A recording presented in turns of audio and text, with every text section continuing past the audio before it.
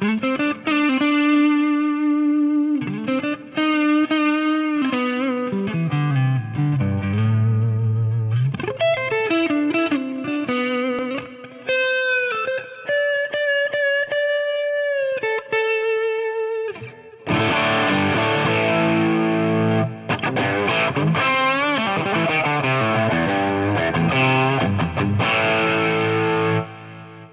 everybody, welcome back to my channel. I'm sorry I haven't made a video in a very long time. Conditions wasn't right, studio wasn't set up, I've moved. I've been very busy with gigs and mixing an album for a client here and there. I'm going to chat to you about a few subjects, all things digital. I have been using guitar modelers for quite some time now, since the PodHD500X. I had the Floor XT. And I come from a live band with amps, with live drums, big PA. And when I went solo, doing smaller one-man gigs, I needed to break away from the amp and the big sound. And the PodHD was everything I needed at the time. If you compare it to today's technology, obviously it's quite backwards, but still I think it was a hell of a machine. From all the different other modelers, effects units that came out at the time and were available, I think the Pod was the best, and to my ears and my playing, Line 6 still makes the best modelers out there. In a previous video I have compared the PodHD500X to a Kemper. Not really a fair comparison. It's worth about a quarter of what the Kemper is worth. Also, it triggered quite a bit of rage against me, especially locally here in South Africa, from the guys that bring the Kempers in, and they weren't very happy that I made that comparison. However, in my opinion, even quite a legacy product compared to the Helix, which I bought about a year ago,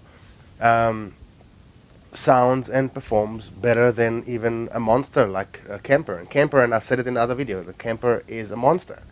There's nothing bad about the Kemper, but to me, Line 6 stuff sounds and feels better. End of story. So I want to put that to rest. I've never said a bad word about the Kemper, and I'm never going to. It's a really nice machine, and from there, let's move on. Helix, I think, in my opinion, the 500X was the stepping stone between the 500 and the Helix.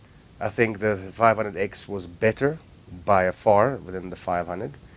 And the sound engine, although a lot of people say it's pretty much the same, I think it was better. I still kept mine. I have not sold mine, and I will not sell mine. I love it too much. I'm sure I'll use it again sometime. I don't want to sell it. The Helix is a different cat. It keeps on getting updated, new models and everything. And it is my choice of weapon at this moment. I also have gotten myself a Luke recently, which is now my main guitar at gigs. I'm going to tell you all about my Variax, as I promised in my previous videos. I will make a segment in this video about the Variax, my Variax. At the moment, the Luke and the Helix is a weapon of choice at my gigs, and I don't think there's a better combination, in my opinion, for what I do. And if you don't know what I do, is I mostly play covers. As a one-man band, sometimes I do sessions for different bands. Sometimes I book a band for a corporate or whatnot, but it's mainly cover music from all times, from 50s onwards to the latest. And this combination just works really well for me. And I've been an avid Line 6 supporter and user of their products. They're not perfect, but they are great, and I think they give a great return for your money. So my personal preference is a low gain sound. In fact, my clean sound is already breaking, on the verge of distorting. Here's an example of clean sound.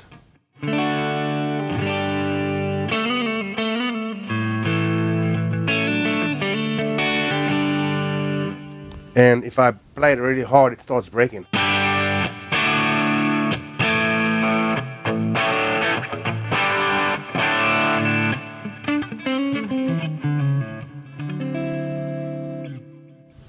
And then I use a booster, which I can pretty much do a whole gig on this setup, even solos and everything, because I can just dial down the volume, get a cleaner tone.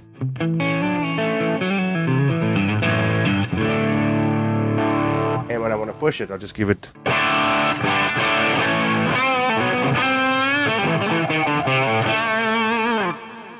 And then clean it up again.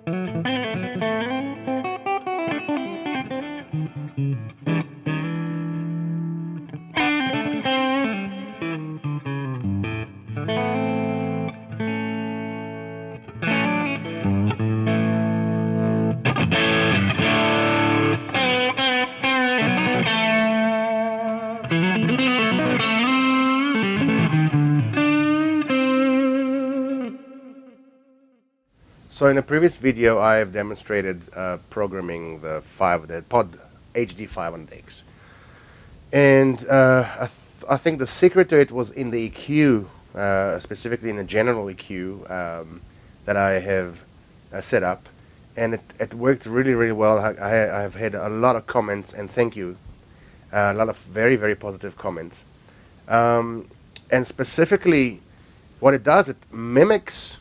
It mimics going into a console and having the sound engineer tune your sound right, where a lot of the models, including the previous pods, just lacked that mid-range, the fullness of the mid-range. And I think a lot of guys that just come from old school and used to having huge amps on stage and used to having this big sound, a lot of guitarists are very old school in their approach, that they demand to have this big sound on stage. They're used to the amp sound. Most guitarists can't play without that amp next to them because that's what they are used to. And going into a modular, it just doesn't feel right for them, and it's a valid point. And a lot of guys that play guitar are not really sound engineers. They know how to tune the sound on the amp, but what about the rest of the audio chain? So the whole point of having a unit like this is you're not only mimicking your amp sound, you're also modeling or you're mimicking the microphone, where the microphone is positioned, what type of cab you have as what you get on stage right next to you, what type of amp and how you tune it. But what about the microphone and the cable and the preamp it goes to, and then run back to your monitoring system? So a lot of guys, I think, fail to understand that in the digital domain, it's all in one, where you could plug your guitar into an amp and it can sound great, but as soon as you plug it into something like this, or one of the previous models, doesn't matter which company, it could seriously lack that big sound. And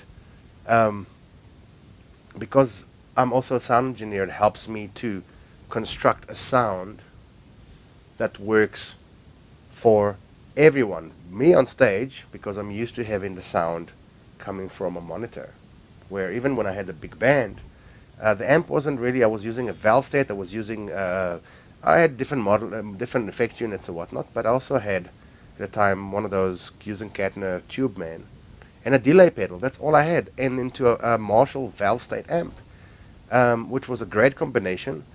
And I think I had a Shure SM57 into it and into the console. And in a lot of the places, we couldn't crank up the sound of the amps too much, because also it was a valve state. There was no need to crank up the valves. So I ended up having the stage, just a little bit of stage sound with the amp, but mic it up and come back from the monitor. And most of my gigs also used to mix the band from stage. So I used to run up and down, sound check, from the stage, tune the sound, come back. So it's very natural for me to work a modeler like this because I'm used to hearing the sound of the guitar coming back from a speaker, from a full range speaker, not from a guitar cab per se. So I think the biggest challenge with the model, with any modular type of unit, is to overcome that a need to have a big sound on stage that will be first and foremost for you. You also need to tune it for the room, for the PA, and also to satisfy yourself. It's kind of a catch-22. I've heard a lot of phrases people say that just ain't right, it's not the right sound, it's not this. I've heard somebody say, it's like standing in the rain and not getting wet, which is a great analogy. But on the other hand, when you are listening to yourself recorded in the studio, you are not getting your amp sound. You're hearing yourself through whatever microphone they use, whatever room they use, whether it's indoors, outdoors, it doesn't matter. And it's usually been processed one or another, treated. Sometimes compression, sometimes some EQ. Usually they cut off the edges, the subs and the tops, the brittle sound, anything. I mean, first of all, a guitar cab naturally rolls off at a certain frequency because you don't have a tweeter. So some guitar cabs roll off at 6K, some of the guitar cabs roll at 10K, 8K.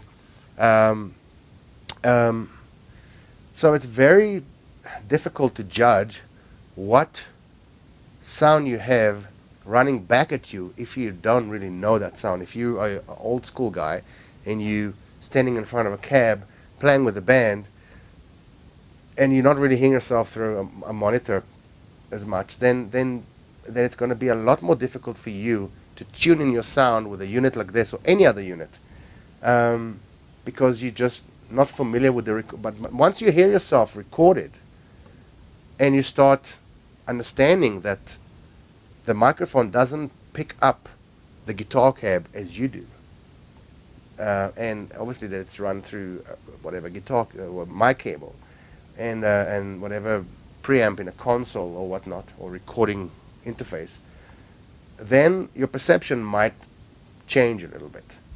And it will be easier for you to start fiddling with these units and get a really good sound. So, yeah, I mean, also to these days, a lot of people use in-ear monitoring. There's just no way you're going to get your cab sound. You might get a little bit of that air movement on stage. You might, your body might resonate and rattle a little bit, but you're never going to get that sound. So, because personally I have a lot of experience with recording and mixing guitars live and in the studio, for me it's very, very easy. And I think a lot of the guys that spend a lot of time in studios will have a lot easier time programming these units and getting to sound really, really good, as opposed to the guys that just come from old school and they experiment with whatever unit. It doesn't matter which unit you use, you buy or you experiment with. If you don't know what the guitar sounds like recorded, what your sound sounds like recorded actually, then it's going to be difficult to recreate that sound through a floor wedge or a studio monitor.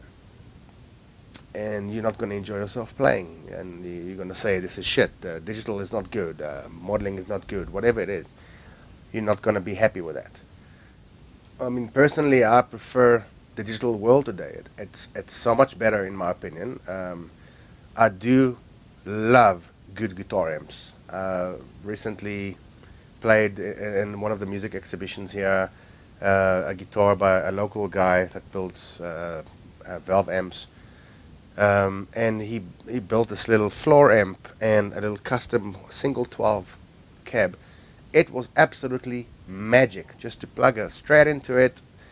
It was absolutely magic, that just awesome sound of a guitar cab. But for what I do personally, when I do mostly one-man band or even the bigger gigs, if I need a guitar amp, I'll bring maybe two tops, two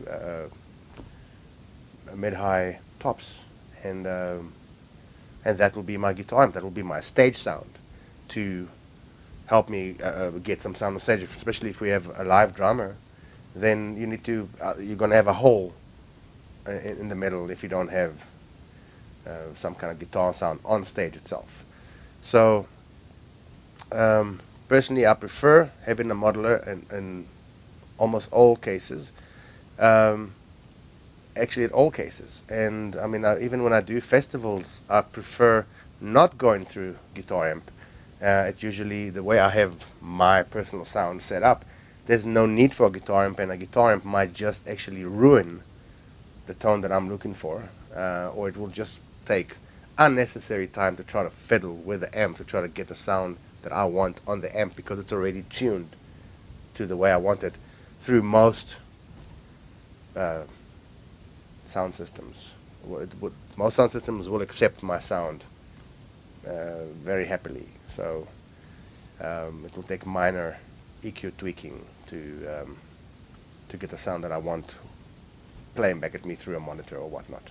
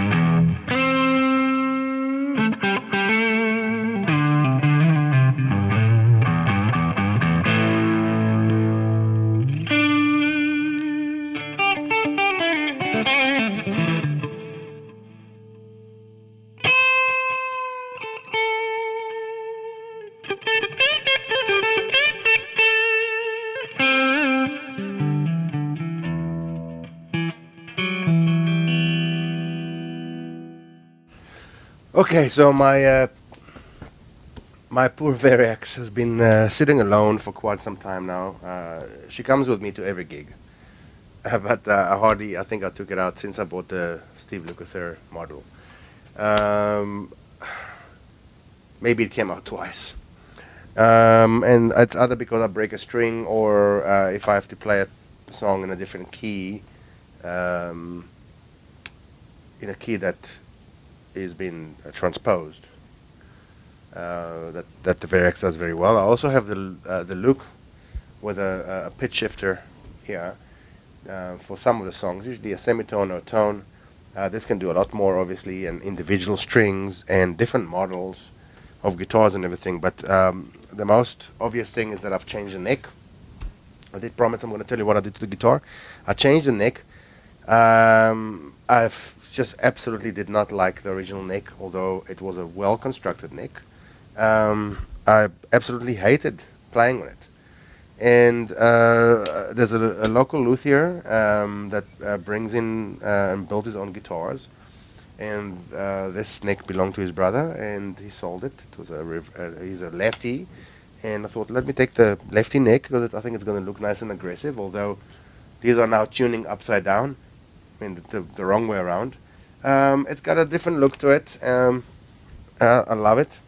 The neck is beautiful. I think it's a Warmoth neck. So it plays beautifully. Stainless steel frets. I think it's jumbo. So yeah, I mean, it just completely transformed how I communicate with the guitar. Like I said, I haven't played it for a while, so I do need to readjust some of the settings, the neck and whatnot. But it's just a beautiful neck, and it reminds me a lot of one of my other Musicmans. I've got an Axis Sport with a nice chunky, narrow and chunky neck, and also maple, and it just works beautifully. Another thing that I've done is that there's a single coil, because it's a humbucker single configuration. For some stuff, as an example, like Persian walkways, when I play, I would need the neck pickup to be a humbucker. What I don't like to do is put a thin humbucker or any humbucker in the bridge and then split it. It just never sounds right. It never sounds like a single coil. It sounds thin and unnatural. And what I had the same guy do is just cut out a space for another single coil, move the original single coil one slot down, and put this Simmel Duncan cool rails or cold rails, I'm not really sure. It was just something that he had in stock. And I thought, let me just take it, put it on and take it. There wasn't too much thought put into it, but it definitely does a job. You can hear clearly when it's on single coil. I put a switch that just switches this on or this on. Nothing else really. I'm thinking about doing the same maybe with the humbucker here, putting two single coils. One of them will be some kind of a humbucker, maybe JB or something like that, and another single coil, so that will give me the same effect. I'm not sure. I don't play the guitar much more. I don't play the guitar much these days, so I might just skip it. I think it's enough modifications for a guitar that already gives you so much. But you can clearly hear now it's on single coil.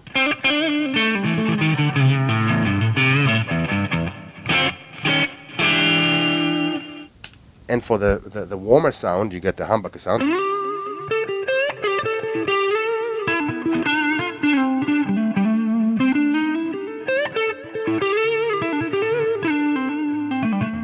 Back to single.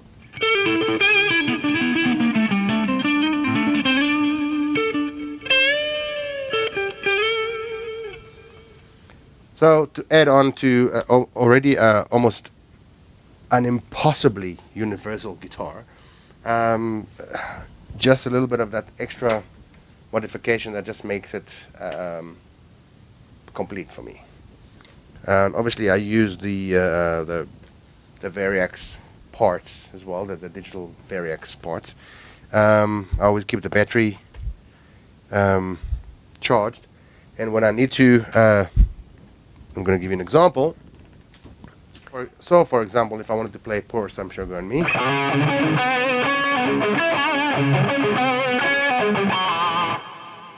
I do it toned down.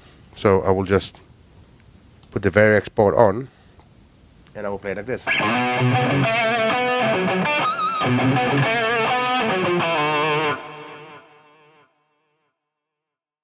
So when I want to do a song like that, I will play the Variax. However, I can do the same thing now with pitch shifting. So instead of doing this, play this. Exactly the same. The tracking on the pitch shifter is not as accurate as it is on the actual Variax, but it still sounds great.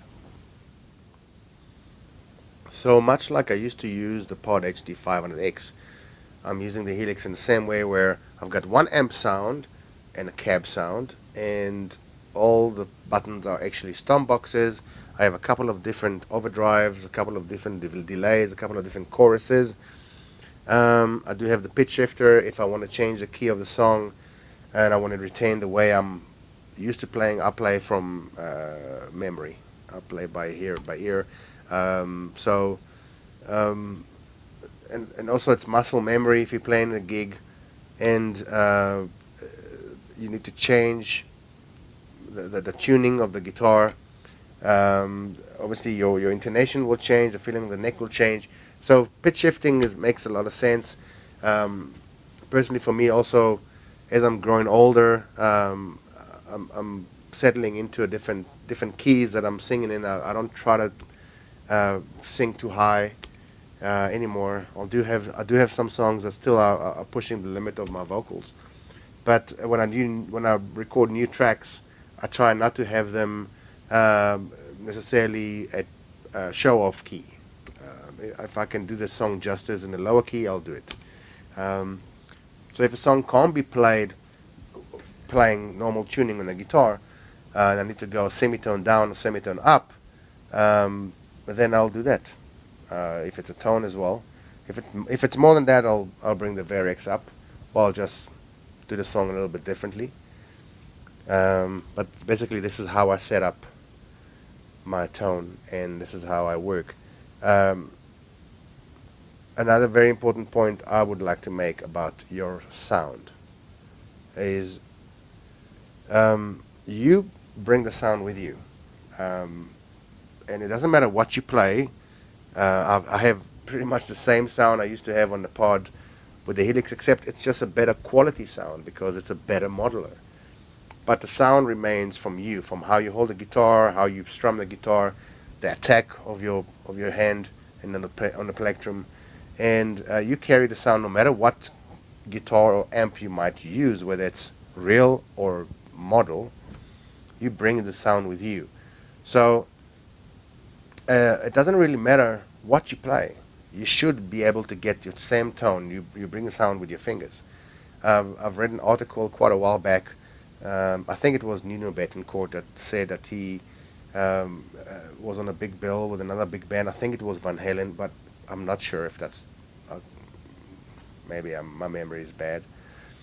And he said that he eventually got to speak to the guy and say, please can I play on your setup? And the guy said, sure. And he said that he was so disappointed it still sounded like him. It did not sound like Eddie Van Halen or whoever the guy was.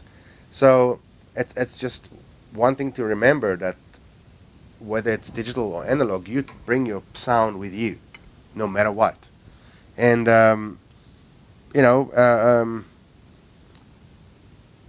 you can only tweak so much, and your natural sound comes from you.